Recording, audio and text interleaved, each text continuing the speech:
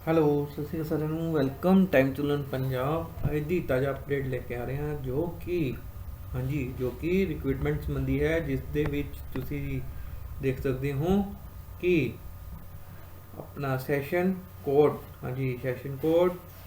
ਫਰੀਦਕੋਟ ਵੱਲੋਂ ਪੋਸਟਾਂ class D ਦੀਆਂ ਪੋਸਟਾਂ ਨਿਕਲੀਆਂ ਹਨ, ਜਿਸ ਦੇ ਵਿੱਚ ਅਲੱਗ-ਅਲੱਗ ਅਸਾਮੀਆਂ ਲਈ ਅਰਜੀ ਮੰਗੀ ਗਈ ਹੈ। ਅਰਜੀ ਕਿਸ ਤਰ੍ਹਾਂ ਦੀ ਹੈ, ਕੀ ਕੁਆਲੀਫਿਕੇਸ਼ਨ ਹੈ, ਉਸ ਦੇ ਬਾਰੇ ਆਪਾਂ ਜਾਣਦੇ ਹਾਂ।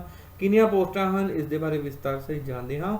ਤਾਂ ਦੇਖਦੇ ਹਾਂ ਇਸ ਐਪਲੀਕੇਸ਼ਨ ਨੂੰ, ਜੋ ਕਿ ਇਸ ਐਪਲੀਕੇਸ਼ਨ ਭਰਨ ਦੀ ਮਿਤੀ 2/3/2022 ਹੈ, ਜੋ ਕਿ ਪ੍ਰੋਸੈਸ ਸਰਵਰ ਅਤੇ ਪੀਐਨ ਦੀਆਂ ਪੋਸਟਾਂ ਨਿਕਲੀਆਂ ਹਨ, ਜਿਸ ਦੇ ਵਿੱਚ ਤੁਸੀਂ ਦੇਖ ਸਕਦੇ ਹੋ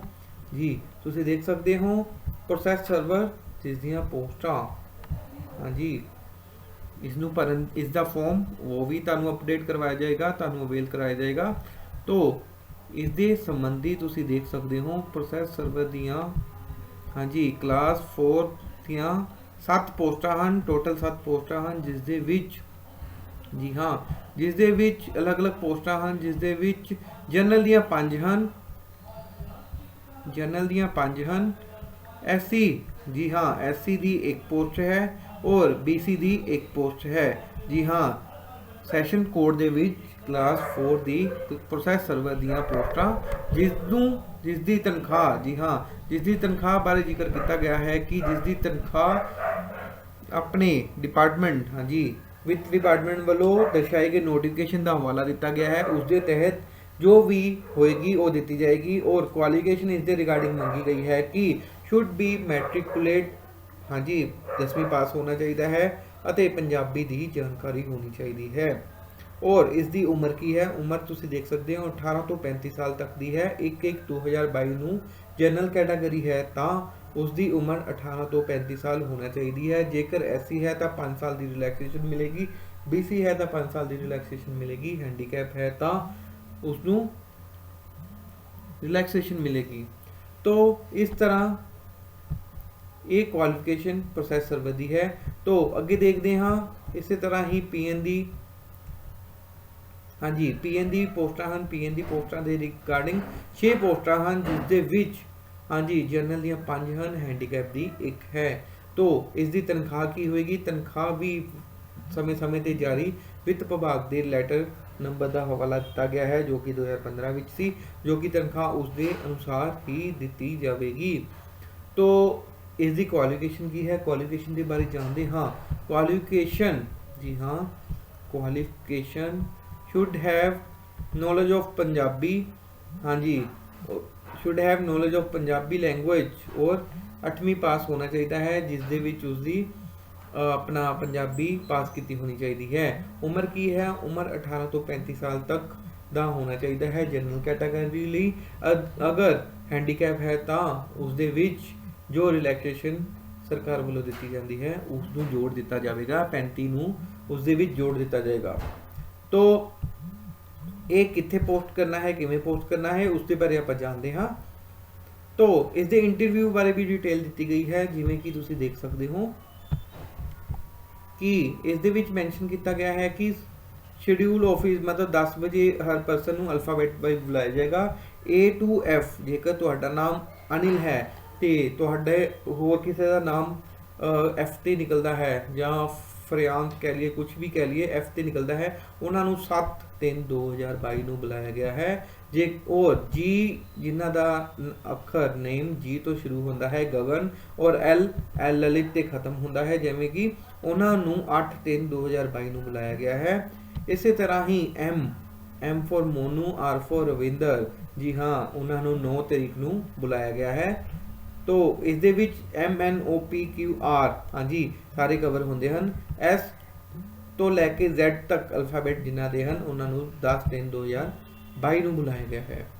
तो ये तो गल होगी इंटरव्यू की। और इस दे परफॉर्मे बारे आप अगले दी जानकारी लेने हाँ, परफॉर्मा किस तरह है, किस तरह करना है, तो आप देखते हाँ। इस दे विच कुछ टर्म एंड कंडीशन दी गई हैं कि 2/3/2022 शामी 5 बजे तक एप्लीकेशन बाय डाक या बाय हैंड जमा होनी चाहिए हैं। उस तो बाद कोई भी एप्लीकेशन स्वीकार नहीं की जाएगी। जेकर तुहाडी रजिस्ट्रेशन अपना हाँ जी जेकर तुहाडी रजिस्ट्रेशन हाँ जी इंप्लॉयमेंट एक्सचेंज दे विच है तो उसका भी प्रूफ तुसी नाल लैके जाना है। तो इस दे विच किया गया है मैंशन किया गया है। तो तुसी देख सकते हो इस दे विच टर्म एंड कंडीशन दी गई हैं सैलरी संबंधी और स्किल्स के रिगार्डिंग कि तुहाडे कोल की स्किल होनी चाहिए हैं। तो आपां इत्थे हुण फार्म की गल करते हाँ।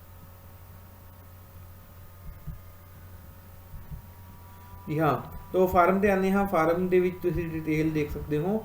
इस दे विच पहला तो आपां नूं इत्थे नेम बनना है। ध्यान रखा जाए कि कैपिटल लैटर दे विच ही बनना है। जेकर मेरा नाम मनप्रीत है तो कैपिटल अखर विच ही मैं आपका नाम भरांगा ना कि स्मॉल च। ठीक है जी। इत्थे हुण आपां आपदा नाम लिखते हाँ तो नाम कैपिटल अखर दे विच ही होना चाहिए है। फादर नेम भरना है। इत्थे अपना फादर नेम भरना है सरदार जो तुहाडे फादर नेम है। एड्रैस जो कि तुहाडे विलेज का एड्रैस है। विलेज कोई भी जिहड़ा भी तुहाडा विलेज है उसका एड्रैस इत्थे लिखिया जाना है। कोरस्पोंडेंस एड्रैस वो तुहाडा सेम ही होएगा जो तुहाडा परमानेंट एड्रैस है तो उसनूं ही कोरस्पोंडेंस एड्रैस कर दिता जाए। जेकर तुसी तुहाडा एड्रैस होर है तुसी रहने किते होर हो तो कोरस्पोंडेंस एड्रैस से तुसी अपना दूसरा एड्रैस भर सकते हो। डेट ऑफ बर्थ भी जो तुहाडी डेट ऑफ बर्थ है जिवें कि 20 मई 1990 तो 20 मई 1990 इस तरह भर दिता जाएगा। क्वालिफिकेशन जी हाँ ध्यान रखा जाए क्वालिफिकेशन जो इस दे विच मंगी गई है उसदे ही भरिया जाए। उस तो वध कोई भरन का फायदा नहीं है। जेकर हाँ तुहाडे कोल कंप्यूटर रिगार्डिंग कोई स्किल है तो तुसी उसनूं जरूर फिल कर सकते हो। तो अगे आपां देखते हैं जिवें कि +2 क्वालिफिकेशन मंगी गई है +2 प्लस या कंप्यूटर कोर्स किया होया तो जरूर भरो। नैशनैलिटी इत्थे नैशनैलिटी अपनी इंडियन आएगी क्योंकि आपां इंडियन हाँ पंजाब दे विच रहिंदे हाँ इंडिया दे विच रहिंदे हाँ तो इत्थे इंडिया जी हाँ। कैटागरी जो कैटागरी नाल तुसी रिलेटिड हो जनरल SC BC OBC तो इत्थे वो कैटागरी लिखा जाएगा। तो एक गल बहुत ही ध्यान देने योग है। ध्यान देने योग ये है कि एक्सपीरियंस हाँ जी एक्सपीरियंस तुहानू एक्सपीरियंस जेकर तुहानू किसी भी अदर फील्ड का एक्सपीरियंस है जिवें कि तुहानू कुकिंग का एक्सपीरियंस है जी हाँ इस दे विच ध्यान रखा जाता है कि तुहानू जेकर कुकिंग का एक्सपीरियंस है तो उस दे विच कोई कुकिंग का एक्सपीरियंस लिख लो। तो कोई भी अदर एक्सपीरियंस है जो कि तुहाडे कोर्स के रिगार्डिंग है विच कम आ सकता है तो उसनूं जरूर मैंशन किया जाए। तो उस दे विच स्पैशल एप्टीट्यूड हाँ जी इस दे विच ध्यान रखियो कि स्पैशल एप्टीट्यूड दे विच तुसी जरूर लिखना है। एक दो गल्लां जरूर लिखनियां है वो की हन तो उस दे बारे आपां दसदे हां तुहानूं कि स्पैशल एप्टीट्यूड दे विच तुसी इत्थे अपना कुकिंग और ड्राइविंग हाँ जी कुकिंग ते ड्राइविंग लिखना ना भुलियो क्योंकि कुकिंग ते ड्राइविंग वाले बंदे नूं ही प्रेफरेंस दी जाती है। लास्ट लिस्ट ऑफ डॉक्यूमेंट तुहाडे की डॉक्यूमेंट की लिस्ट है वो लिस्ट तुसी इत्थे लिखनी अपना मैंशन करना है कि 10th का सर्टिफिकेट है प्लस तुहाडा आधार कार्ड है आधार प्लस तुहाडा एक्सपीरियंस द सर्टिफिकेट है तो एक्सपीरियंस नहीं तो अदर क्वालिफिकेशन। टेलीफोन नंबर जो तुहाडा मोबाइल नंबर है उसनूं मैंशन किया जाए और ईमेल आईडी जरूर भरी जाए। ईमेल आईडी बहुत ही जरूरी है इस दे विच भरना बहुत ही जरूरी है। तो अगे आपां देखते हाँ हाँ जी एक गल होर ध्यान देने जोगी जेकर तुसी सारा फार्म भुलिया किस लिए भरिया है तो इसनूं जरूर उपर एक लाइन है उस दे विच मैंशन किया जाए कि